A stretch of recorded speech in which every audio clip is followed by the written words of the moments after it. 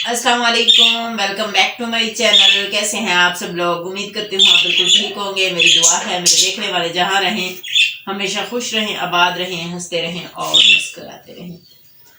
Guys, आज की video में बहुत ही सैड खबर के साथ शुरू कर रही हूँ। वो सैड खबर जो कि मुझे रात शेर ने बताई है। 10 मिनट का यहाँ से नीचे रखो। रात शेर ने बताई तो मुझे सारी रात नींद नहीं आई और सारी रात सोचों में गुजर गई।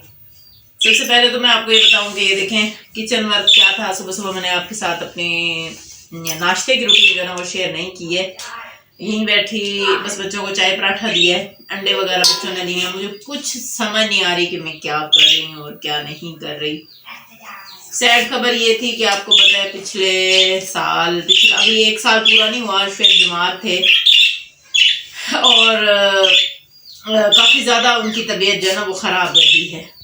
उनका जो इशू था, मतलब जो उनका प्रॉब्लम चल रहा था वो ये था कि वो गुर्दों के मरीज थे। तो काफ़ी ऑपरेट हुए, तकरीबन 5 ऑपरेट उनके हुए थे गुर्दों में। मतलब ऑपरेट गुर्दों में बस इन्फेक्शन, इनके लंग्स में इन्फेक्शन था, जिगर का प्रॉब्लम था। तो जब मैंने ये चैनल स्टार्ट किया था बाबा नाइक फैमिली वाला, उन दिनों ही तकरीबन अब इसको होने वाला है साल। आप देख रहे हैं इसकी पहली वीडियोस जो हैं उनमें, पिछली वीडियोस में शुएब की तबीयत काफ़ी ज़्यादा ख़राब थी। बस फिर इस तरह हुआ कि काफ़ी ज़्यादा रिकवर हो गए और चेकअप जो है इनका साथ साथ चलता रहा। पिछले 2 महीने पहले शुएब का जो है ना चेकअप था और 2 महीने की बहुत लंबी जो है ना वो डेट दी थी डॉक्टर ने। वो लंबी डेट दी थी, उसके बाद इनके कुछ टेस्ट वगैरह थे जो आने थे और साथ में जो है डॉक्टर भी चेंज किया उन्होंने। वहीं किडनी ही हॉस्पिटल में, सारे गुर्दों के डॉक्टर होते हैं, किडनी हॉस्पिटल में ही इनका जो है ना डॉक्टर चेंज हुआ। तो जब ये चेकअप के लिए गए तो डॉक्टर ने इनको कहा, अब ये मुझे रात बता रहे थे, काफ़ी सारी मेडिसिन दी हैं उन्होंने और उन्होंने कहा आपके जो ना गुर्दा ख़त्म हो चुका है। तो रात को इनको नींद नहीं आ रही थी, मैं उठकर दबाने लगी तो मुझे इन्होंने कहा कि मैं बहुत ज़्यादा बीमार हूँ। अच्छा, जिस दिन ये आए उस दिन कह रहे थे कि आप मुझे अपना एक गुर्दा दोगी। मैंने कहा शुएब ऐसी कौन सी बात है, मैं आपकी बीवी हूँ, आप मुझसे जो चाहो ले सकते हो। तो मैं नहीं समझी क्या बात है। रात इनको नींद नहीं आ रही थी, बच्चे सोए हुए थे, बार बार अपने बच्चों को देख रहे थे और इनको काफ़ी ज़्यादा पेन था। उसके बाद मैं इनको दबा रही थी तो इन्होंने कहा कि मुझे डॉक्टर ने इस दफ़ा ख़तरा बताया। अच्छा, कल हम लोग गए, तो हम नादरा ऑफिस गए। मुझे नहीं पता था शुएब मुझे नादरा ऑफिस क्यों लेकर जा रहे हैं। उसकी रीज़न यही थी कि इनके वालिद जिस तरह के अब उनकी डेथ हुई है, वो अपनी अम्मी के जो है ना वो नाम पेंशन करवा रहे थे, क्योंकि मेरे ससुर भी सरकारी मुलाजिम थे और ये भी सरकारी मुलाजिम हैं।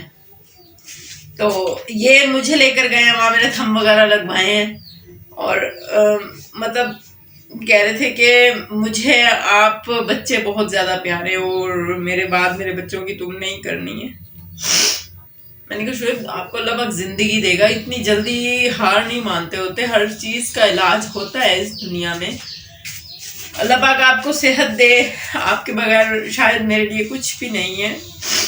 यही सहारा बहुत है कि आप हैं घर पे, बच्चों के पास आ जाते हैं, बच्चों को बाप का प्यार मिला हुआ है। आप किस तरह की बातें कर रहे हैं। मैंने कहा मैं आपको बताना नहीं चाह रहा था, मैं आपको बताना नहीं चाह रहा था, मैं बहुत ज़्यादा बीमार हूँ। मुझे डॉक्टर ने फिर से मेरी सीरियस कंडीशन बताई है और इस दफ़ा उन्होंने टाइम भी बहुत जल्दी का दिया है। मतलब पहले तो इनको 1-1 महीने की डेट मिल रही थी, अब सिर्फ 15 दिन की डेट मिली है। मतलब इन्होंने 14 को जाना है, ईद से 2 दिन पहले। तो गाइस, मेरे बच्चे शायद इस बात को नहीं समझेंगे मेरी ज़हनी कैफियत क्या है। एक औरत सारा दिन बाहर कमाती है और उसके बाद ये टेंशनें कि क्या होगा, इन टेंशनों ने मुझे अंदर ख़त्म कर दिया। मैं सारी रात नहीं सो सकी। मेरे हस्बैंड मुझे बताना नहीं चाह रहे थे शायद, लेकिन जिस तरह की वो बातें कर रहे थे मुझे थोड़ा थोड़ा फील होता था कि कुछ इस तरह है। क्योंकि आते ही एक दिन उन्होंने मुझे कहा कि आप मुझे एक अपनी किडनी दोगी। मैंने कहा शुएब मैं हाजिर, मेरी जान भी हाजिर है। उसके बाद ये मुझे लेकर गए नादरा ऑफिस। वहाँ अपनी पेंशन के हवाले से मेरे कुछ सेंड वगैरह सिग्नेचर करवाए इन्होंने। तो मैं इनकी बातों से काफ़ी ज़्यादा मतलब मुझे लग रहा था कि कुछ इस तरह के। मैंने इनको कहा कि अब्बा जी फोत हो गए, आप अम्मी का करवा रहे हैं साथ में, ये क्यों? मतलब मैंने कहा शोएब मुझे कुछ भी नहीं चाहिए, रात मैंने इनको कहा। लेकिन कल ये मुझे कह रहे हैं कि देख मेरे बाद अच्छे से संभालना सब कुछ। मैं बाइक पर जा रही थी, मैंने कहा शोएब इस तरह की बातें आप क्यों कर रहे हो? मैं आपके बगैर तो हम कुछ भी नहीं है।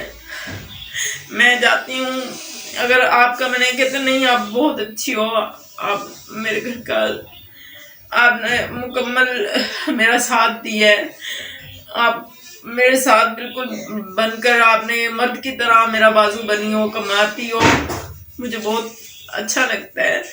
हम सुख हैं, आज अपना घर बनाया हमने।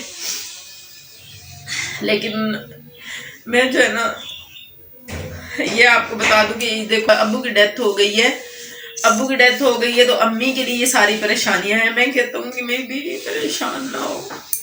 मैंने कहा अल्लाह रोजी देने वाला है, अब भी अगर हमें अल्लाह दे रहा है तो बाद में भी देगा। इस तरह की बातें क्यों करते जा रहे हो?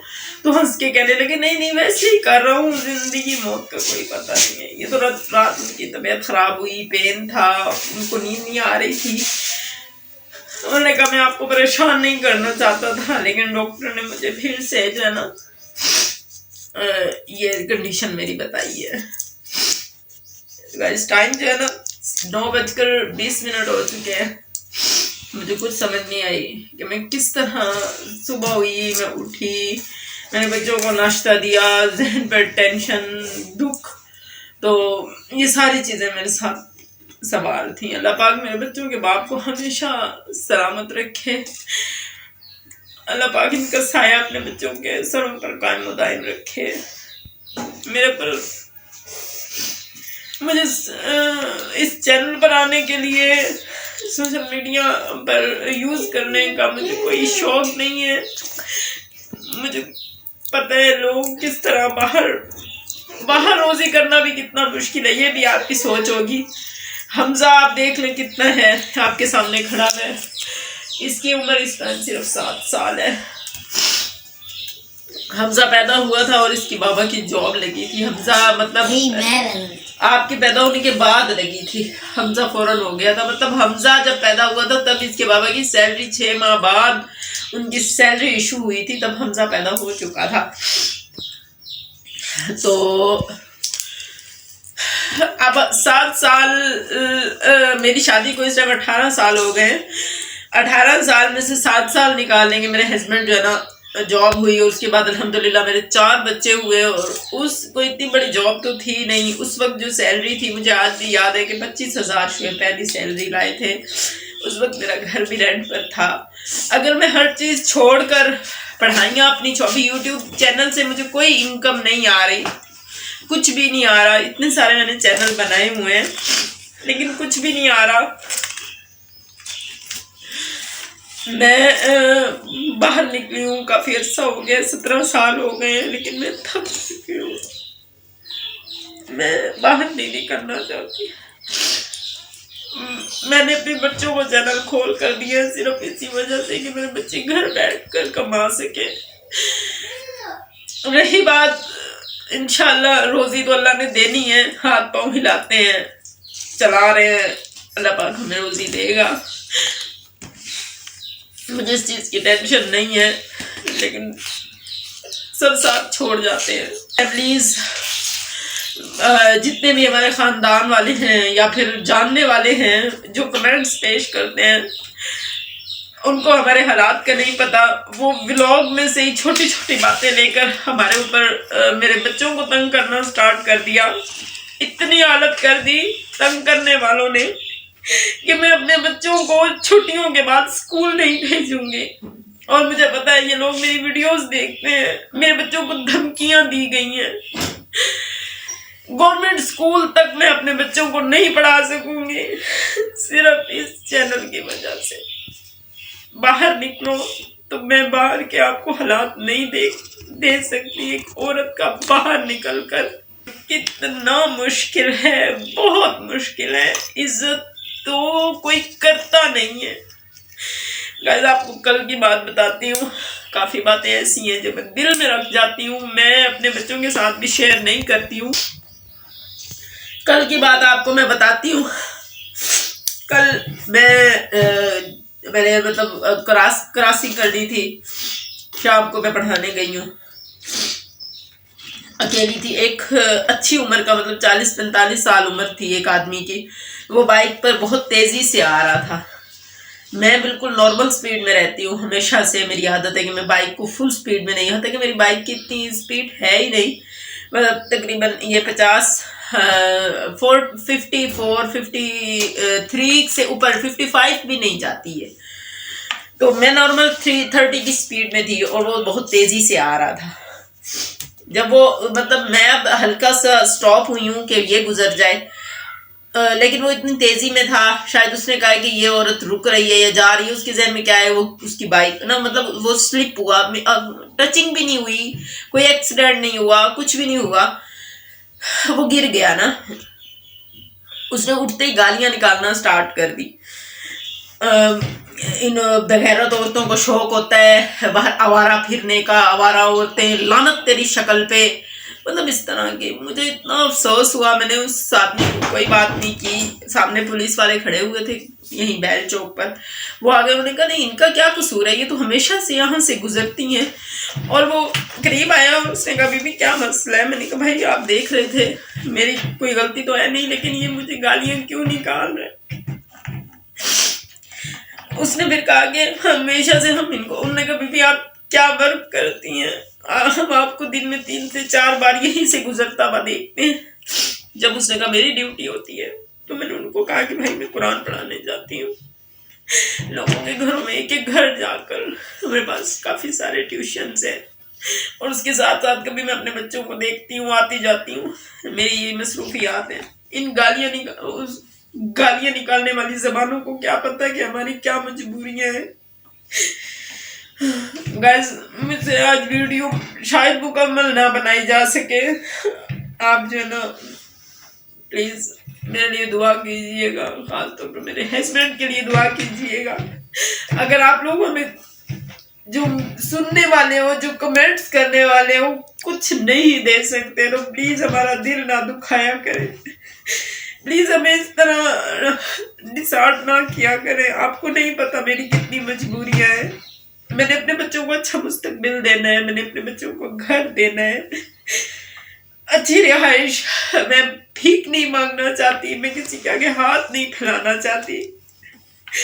मेरे हस्बैंड बहुत ज्यादा पिछले 1.5 साल से बीमार रहे हैं, मैंने कभी किसी से कुछ नहीं मांगा सिवाय अल्लाह की जात के, और अल्लाह की जात ने हमें हमारा भरम रखा है और आगे भी अल्लाह की जात हमारा भरम रखेगी इंशाल्लाह। अल्लाह पाक मेरे हस्बैंड को सेहत वाली लंबी जिंदगी देंगे, आमीन। आप सबने भी दुआ करनी है। तो गाइस मैं ये बना लेती हूँ तौरियां, अपनी वीडियो को इधर एंड करती हूँ। आज मुझसे कुछ भी नहीं हो रहा, मेरा दिमाग बिल्कुल माउफ है। मैं फिर इंशाल्लाह कल आपके साथ एक फ्रेश व्लॉग आपके साथ शेयर करेंगे, फ्रेश रूटीन शेयर करेंगे। अल्लाह हाफिज।